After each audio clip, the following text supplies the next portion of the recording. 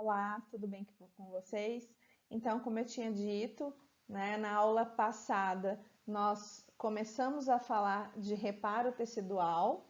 Só recapitulando, o reparo tecidual ele envolve os processos de regeneração e o processo de cicatrização e fibrose. Na aula anterior, nós falamos da regeneração e hoje nós vamos falar um pouquinho da cicatrização e fibrose. Só para dar uma conexão, para a gente relembrar um pouquinho do que nós já falamos, o reparo tecidual em si, ele vai sempre acontecer em decorrência de uma lesão, de uma agressão tecidual, e ele vai envolver tanto a regeneração quanto a cicatrização. Na aula anterior nós já falamos de regeneração, que é a substituição por células do mesmo tipo, que nós chamamos então de proliferação celular. E isso envolve o ciclo da célula, fatores de crescimento e uma série de outros aspectos da própria célula, do parênquima daquele tecido, se a célula é lábil, se ela é estável ou se ela é permanente, para definir se essa regeneração vai acontecer ou não. Lembrando que também é necessário o equilíbrio entre a proliferação dessas células, tá? E a morte celular por apoptose. Porque se esse tecido ele proliferar de maneira excessiva, nós vamos ter aí uma proliferação patológica, um processo neoplásico, por exemplo. Quando a gente considera um processo de regeneração durante o reparo, nós estamos basicamente falando de uma proliferação fisiológica. E essa proliferação fisiológica, ela requer o equilíbrio entre a morte celular e a proliferação dessas células. E a proliferação dessas células, ela envolve a regeneração desse tecido, que tem a ver com o ciclo dessa célula, se essa célula é lábil, se ela é estável, se ela é permanente, e se esse processo de lesão ele foi capaz de manter íntegra a matriz extracelular ou romper essa matriz, ou degradar essa matriz, ou se estender até essa matriz. Mesmo eu falando de células parenquimatosas, se a lesão neste órgão invadiu a matriz extracelular, eu já não tenho mais um processo de regeneração. Eu vou ter ali naquele local um processo de cicatrização. E é um pouquinho disso que nós vamos falar hoje, que nós vamos falar agora, tá? A cicatrização ela envolve a substituição por tecido conjuntivo.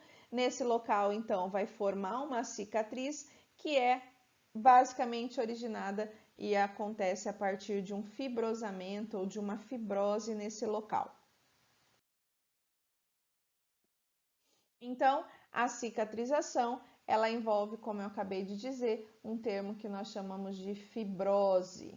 E a cicatrização, ela faz parte do reparo tecidual.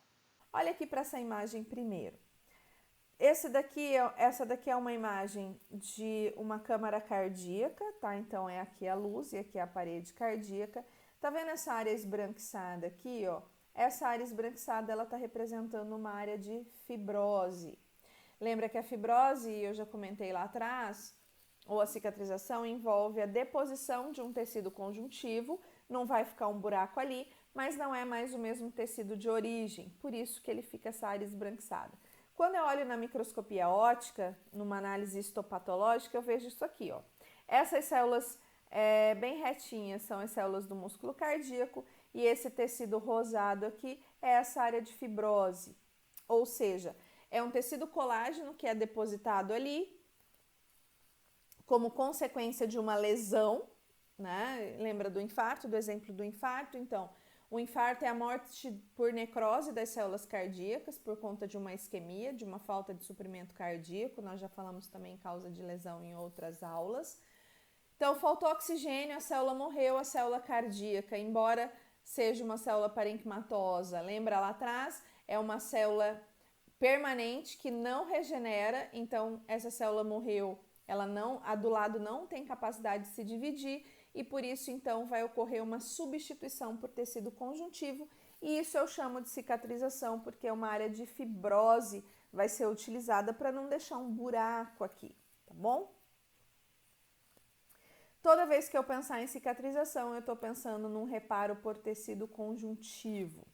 Ele é em decorrência de uma lesão tecidual grave ou crônica e sempre eu posso envolver, como eu já disse, parênquima ou estroma, tá? Então, mesmo sendo células parenquimatosas, se ocorreu uma lesão na matriz que se estendeu até a matriz, eu também vou ter um processo de cicatrização. Isso é muito fácil da gente observar quando a gente tem uma lesão na pele, tá? Então, quando você corta seu dedo com uma faca, por exemplo, ou quando o médico faz uma incisão cirúrgica, não vai lesionar só a célula do epitélio, vai lesionar a pele toda e vai invadir o estroma, né? Vai invadir a matriz. E aí, nesse local, eu tenho uma cicatrização. Quando você corta o seu dedo com papel, é só regeneração. Mas quando você corta o seu dedo com a faca, mesmo eu tendo células parenquimatosas e células que ficam dividindo, células lábeis, invadiu o estroma. Então, quando invade a matriz, sempre vai ser uma cicatrização. A cicatrização, ela vai começar dentro de um período de 24 horas. Por quê? Porque vai ter que chegar fibroblastos naquele local, vai ter que vir mais fibroblastos de tecidos vizinhos, eles vão precisar proliferar e começar a depositar colágeno e estimular as células endoteliais também a se dividir, ok? Em torno de 3 a 5 dias eu já tenho um tecido de granulação, que ele é molezinho, tem uma aparência rosada. Eu gosto sempre de dar esse exemplo também. Sabe quando você tem uma feridinha e você arranca a casquinha? E tem aquele tecidinho rosadinho? Aquilo ali é um tecido de granulação e ele é meio aquosinho. Tem gente que adora arrancar casquinha de ferida e quando você arranca ali embaixo tem o tecido de granulação. Então, em torno de 3 a 5 dias após a lesão, a agressão, já tem a formação desse tipo de tecido. E a gente vai entender um pouquinho disso, ó. Então, após 24 horas da lesão, já começa a cicatrização. E ela envolve 4 eventos. A angiogênese. O que é a angiogênese? É a formação de vasos sanguíneos, de novos vasos sanguíneos nesse local, porque ele precisa ser revascularizado, porque nenhum fibroblasto, nenhuma célula epitelial, nenhum fibroblasto vai chegar se não for pelos vasos sanguíneos, e nenhum estímulo, fator de crescimento para as células epiteliais se dividirem também vai chegar se não tiver novos vasos sanguíneos. Então, a primeira coisa que acontece é a angiogênese, a formação de novos vasos sanguíneos. A partir da angiogênese, nós temos a migração e a proliferação de fibroblastos, ou seja, essas células elas começam a migrar para aquele local e vão começar a formar fibras de colágeno. E aí, na sequência, nós temos então a deposição da matriz, esse fibroblasto produzindo colágeno, ele vai depositando o colágeno ali no tecido, e aí então nós temos a deposição da matriz. Só que essa matriz ela vai sendo depositada bem aleatório, né? Esse colágeno está sendo formado ali, por causa da angiogênese, vai chegar macrófagos, linfócitos, células de defesa, vai ter estímulo para a célula epitelial se dividir, aí eu tenho tudo isso muito desorganizado. A última etapa é a maturação desse tecido e a organização ou remodelamento desse tecido fibroso, para que o tecido fique mais ou menos com a arquitetura que ele tinha antes. Então, é isso aqui, ó. A angiogênese, então, é a formação de novos vasos sanguíneos, vai promover o suporte de oxigênio e nutrientes para a produção das novas células, porque sem nutrientes e sem oxigênio não tem. Além disso, os fatores de crescimento que vão estimular a proliferação dessas células também vão chegar através desses novos vasos. E aqui é um esqueminha, ó. Eu tenho um capilar, um vaso sanguíneo que vai dar origem a um novo capilar, vai formar vários capilares e aí eu tenho uma rede madura de novos vasos sendo formados nessa área. Depois da angiogênese, que nós já temos esses vasos sanguíneos que vão contribuir para esse suporte de oxigênio, de nutrientes, começa então a migração e a proliferação de fibroblastos e a deposição da matriz extracelular. Esse passo 2 e 3, eles acontecem meio que simultaneamente. Os fibroblastos estão migrando, eles estão proliferando, eles começam a produzir fibras colágenas reticulares e elásticas, que são tipos de colágeno e elastina, que participam ali do tecido conjuntivo. E paralelo a isso, por causa desses vasos neoformados, desses novos vasos sanguíneos, como eu disse já, vão chegando macrófagos, mastócitos, linfócitos, que são células de defesa, e vai formando ali aquele tecido de granulação Então, enquanto está chegando o fibroblasto, ele está depositando colágeno, nós temos células de defesa também, por isso que esse tecido tem um aspecto rosadinho. Tem uma imagem aqui, ó. Aqui um tecido de granulação na pele, tem umas áreas mais avermelhadas, que são áreas que se concentram vasos sanguíneos, e esse tecido rosadinho é por causa do tecido conjuntivo, dos fibroblastos, tá? Então, aqui é um tecido de granulação, e aqui a bordinha da crosta, né, da ferida, e aqui não sei se dá para ver que tem uma área um pouquinho mais begezinha, que é a área que eu já tenho o tecido epitelial reconstituindo. Então, após a formação do tecido de granulação, que aconteceu junto com a chegada dos fibroblastos, deposição de matriz, nós temos a maturação e organização do tecido, que é o que eu chamo de remodelamento, tá? Nada mais é do que a etapa final desse processo. O tecido de granulação ele vai ser substituído pelo tecido fibroso, tá? E ali, então, nessa região nós vamos ter uma cicatriz pálida e avascular, que é oriundo dessa remodelação, tá? Desse remodelamento. Nessa imagem aqui, ó, tá vendo aqui que já tá praticamente a cor da pele? Eu já tenho o tecido cicatricial e aqui ainda tecido de granulação. Ele vai sendo substituído, ó, o tecido de granulação vai sendo substituído pelo tecido cicatricial. Então, quando eu penso em cicatrização, lembrando que ela vai ocorrer após 24 horas, né? Ela começa nesse período de 24 horas após a lesão e ela envolve essas 4 etapas.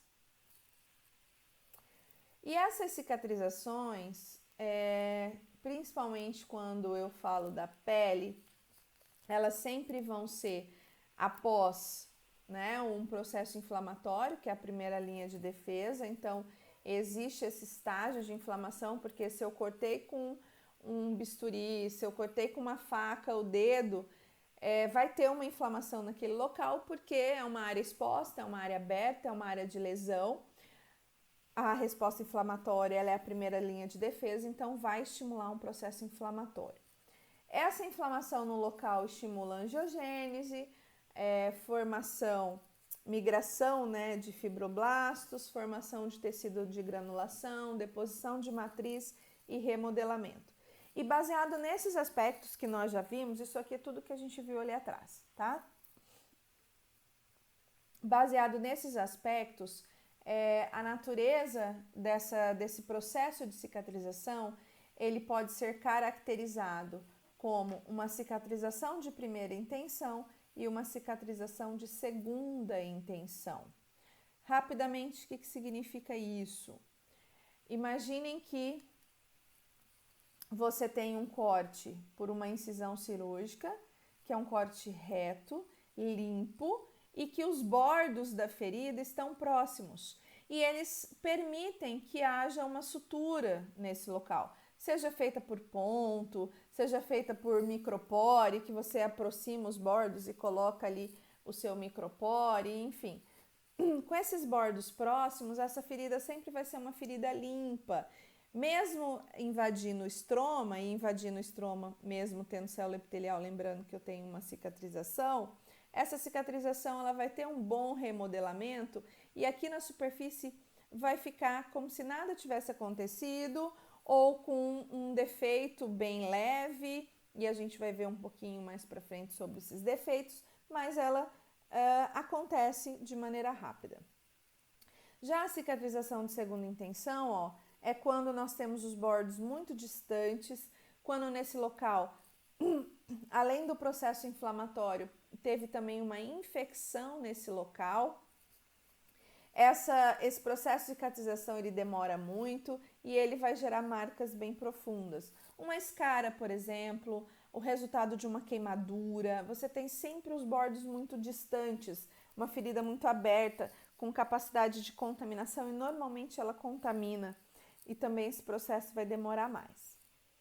Então, a cicatrização de primeira intenção ela é mais fácil e rápida, uma vez que a quantidade de tecido perdido é mínima, permitindo a captação das bordas, que é aquilo que eu falei, é possível aproximar as bordas.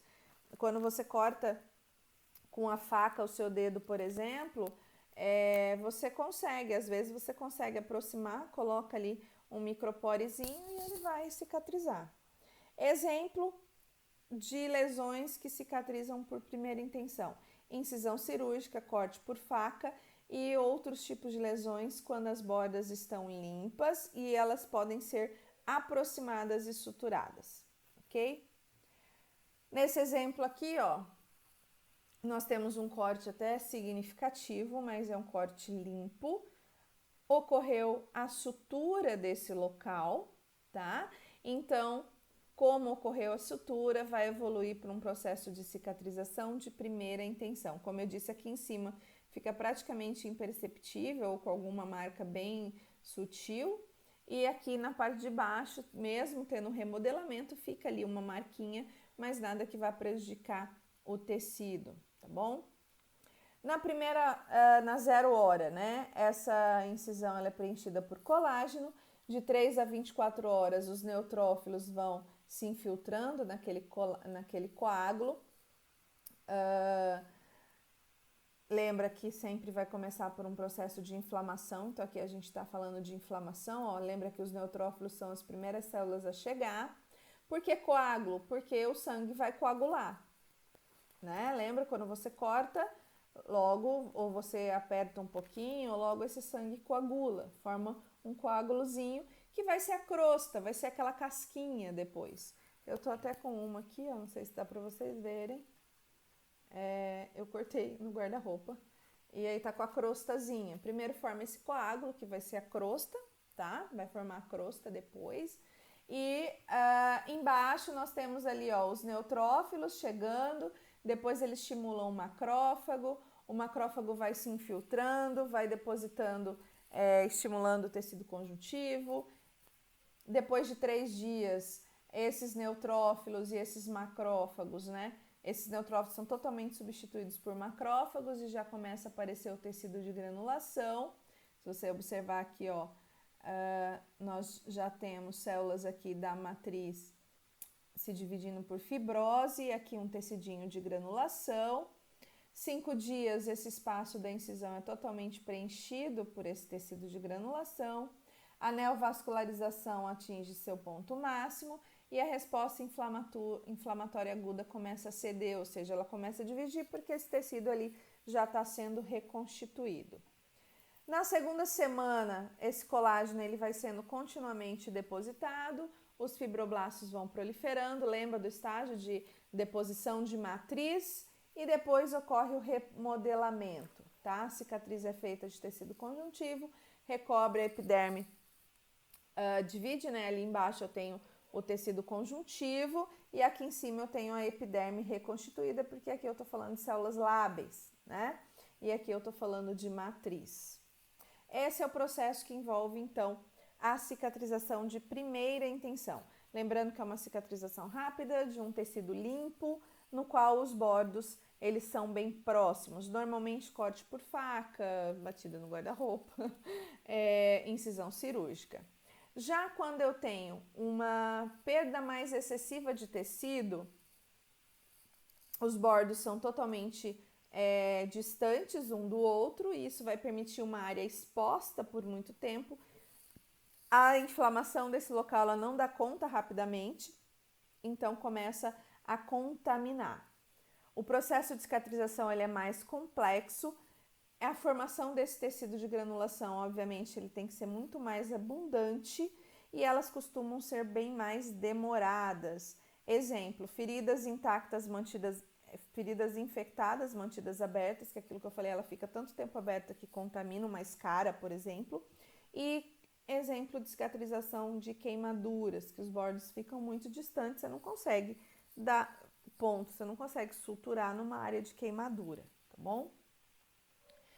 Aqui alguns exemplos, ó, de feridas extremamente expostas, tá? Aqui é uma cicatrização por queimadura, tá vendo aqui o bordo cicatrizando, mas aqui ainda é uma área bem aberta, ó.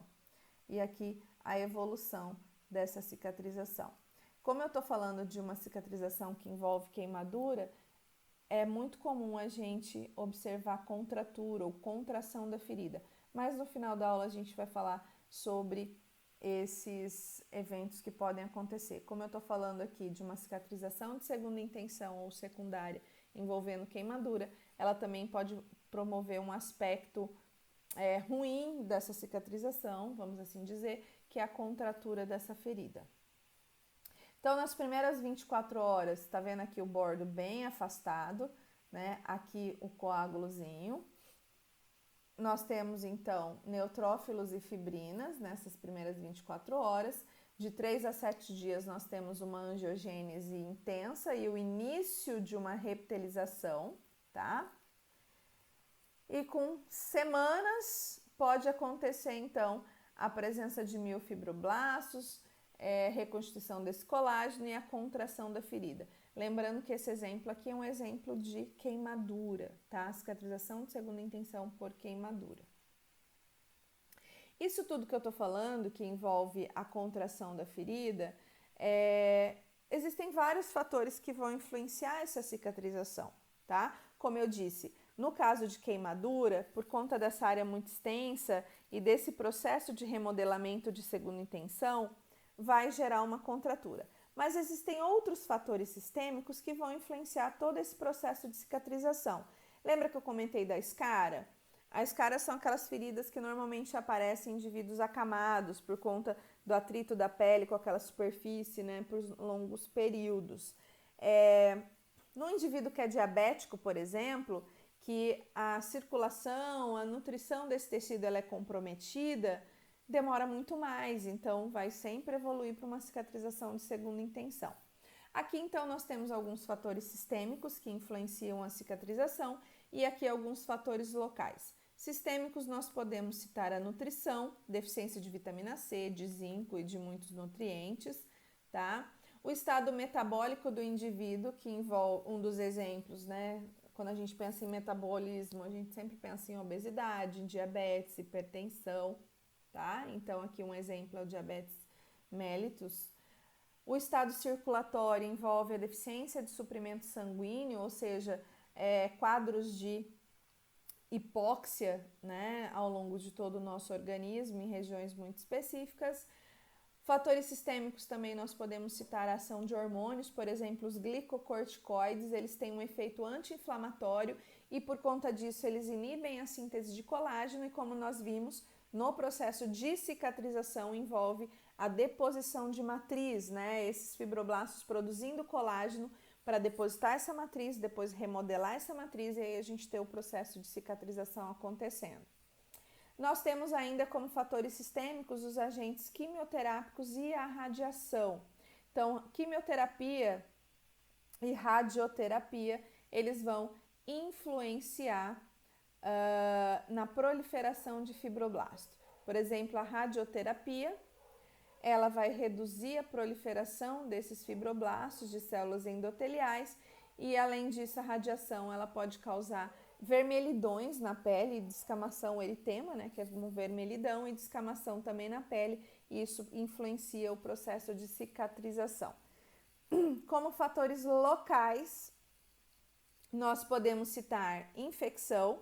Lembra que eu falei que se tiver infecção no local vai retardar o processo de cicatrização, daí eu não vou ter uma cicatrização de primeira intenção, eu vou ter uma cicatrização de segunda intenção, além de aprofundar mais as margens dessa lesão. Fatores mecânicos, movimentação precoce da ferida, retirar a casquinha, se é uma cicatriz no abdômen, você ficar se mexendo demais, né? Tem gente que faz cirurgia no abdômen, não para quieto, não tem um repouso, e aí esses pontos podem romper e uma cicatrização, por exemplo, que poderia evoluir de primeira intenção sem contaminação, ela contamina e vai para uma segunda intenção. E outros fatores locais que são, né, meio que óbvios é o tamanho dessa ferida. Quanto menor a ferida, mais rápido, mais fácil e mais perfeito fica o processo de cicatrização. O local, tem locais que são muito fáceis de cicatrizar. Na pele, por exemplo, é diferente do que se eu estiver falando de uma sutura interna, num órgão interno. E o tipo dessa ferida, se vai evoluir para uma cicatrização de primeira intenção ou de segunda intenção. Além desses fatores que influenciam e todo o processo de cicatrização que nós falamos, existem ainda alguns aspectos patológicos desse reparo. O que é isso? Algumas deficiências que podem acontecer ou alguns excessos que podem acontecer durante o processo de cicatrização e isso vai influenciar no resultado. Independente se você está falando de fator mecânico ou tipo local da ferida, existem fatores que são muito intrínsecos do indivíduo, do organismo, e fatores que envolvem isso que a gente acabou de falar, de infecção, de fator mecânico, se é uma ferida por queimadura, o estado metabólico do indivíduo, a genética do indivíduo, tudo isso vai contribuir para alguns aspectos patológicos do reparo. Quando eu penso em aspectos patológicos do reparo, a gente pode separar isso em 3 grupos, tá? A formação deficiente da cicatriz, a formação excessiva dos componentes do reparo e a formação de contraturas.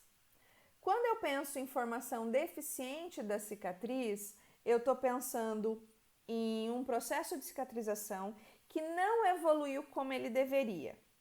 E isso envolve a movimentação precoce da ferida e isso envolve os aspectos metabólicos e sistêmicos do indivíduo.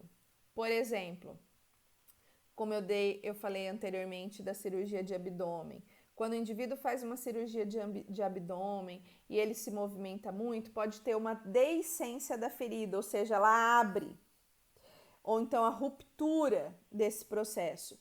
E isso é um aspecto patológico do reparo, é um aspecto patológico da cicatriz, e isso pode levar até a óbito do indivíduo. Então, nessa imagem aqui, não é uma imagem bonita, mas aqui mostrando uma cirurgia de abdômen, isso aqui já veio a óbito, obviamente, né? Que a pessoa teve uma movimentação precoce e ocorreu uma deiscência dessa ferida, ok? Pode ser só um fator que vai estimular uma contaminação naquele local, vai demorar mais o processo de cicatrização, mas também essa infecção pode evoluir para uma infecção generalizada e levar ao óbito do indivíduo.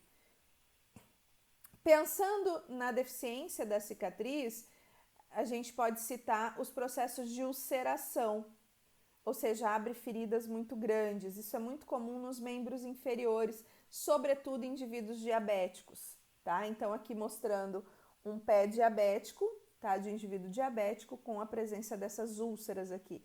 É uma área de lesão que antes era pequena, ela se estendeu e ela vai formando essas úlceras e esse processo de cicatrização demora demais e às vezes, né, por esse tempo de demora, separa mais os bordos, tem contaminação, evolui para um processo de cicatrização de segunda intenção. Isso é um processo muito mais demorado e às vezes, dependendo das condições metabólicas do indivíduo, de higiene, isso pode demorar muito tempo. Quando eu penso em formação excessiva dos componentes do reparo, isso não tem muito a ver com coisas que a gente possa interferir. Está mais relacionada com o próprio metabolismo do indivíduo e também com questões genéticas, tá? Eu não tenho aqui um defeito em si, eu tenho um excesso de atividade metabólica no sentido de que os fibroblastos que estão chegando ali e o tanto de colágeno que eles estão produzindo ali naquela matriz são tão intensos que acabam sobrepondo o tecido epitelial. E aí pode aparecer esse aspecto do que a gente chama de cicatrização hipertrófica ou de queloide. Então, o queloide não é um defeito em si, né? Ele é um aspecto patológico? Mas ele não é um defeito em si, ele é um excesso de produção de colágeno. Isso tem muito a ver com a genética do indivíduo. Nessa imagem aqui, ó, nós temos exemplos de colágeno aqui na orelha, aqui numa coxa, tá? De queloide, né? Deposição excessiva de colágeno, que ela excede o tecido epitelial, então ela vai para além do tecido epitelial. E nessa imagem aqui nós temos exemplo de cicatrização hipertrófica comparando com queloide. Então aqui são 2 indivíduos com uma cicatrização de cesárea, muito provavelmente aqui. Esse indivíduo aqui, ó, ele teve uma cicatrização hipertrófica, ela é um pouco mais larga, um pouco mais alta por conta da deposição de colágeno, além do que deveria. E aqui é um processo de queloide, tá? Percebam que é bem diferente. A cicatrização hipertrófica, ela vai diminuindo com o tempo. Com os anos, ela vai ficando mais baixa, vai ficando mais clarinha e chega um ponto que ela fica imperceptível. Lógico que isso demora anos, tá? Pode demorar 2 anos, pode demorar 5 anos para ela ficar perfeita, mas ela vai voltando, ela vai diminuindo. Isso é uma cicatrização hipertrófica. Já o queloide, ele não tem essa capacidade de retorno, de diminuir. Lógico que hoje em dia existem vários tratamentos estéticos, existe fitas de silicone que você pode colocar para diminuir. Tem muita coisa que dá para fazer para diminuir essa excessividade aí de processo colágeno nesse tecido. E por fim, a contratura. E eu já comentei, né? Quando a gente falou de cicatrização de segunda intenção, é muito comum em lesões de queimadura grave, não só evoluir para um processo de cicatrização de segunda intenção, mas promover contraturas, tá? Ou seja, o tecido contrai e isso dificulta até a movimentação do indivíduo. Palma da mão, planta dos pés, nos membros inferiores também isso vai gerar até uma delimitação maior ou debilidade maior na deambulação desse indivíduo. Então, aqui por fim, esse é o nosso último slide, então mostrando na mão, ó, aqui um desenho esquemático de uma contratura e aqui uma imagem, ó, que foi uma área de queimadura, perceba que é uma área grande, ocorreu uma cicatrização de segunda intenção e aqui dá para vocês perceberem esse repuxo do tecido que é característico da contratura. Bom, nós vamos ficando por aqui. Essa foi a nossa aula de reparo tecidual, que envolveu os processos de regeneração e cicatrização. Espero que vocês tenham aproveitado. Um grande beijo para vocês e até a nossa próxima aula.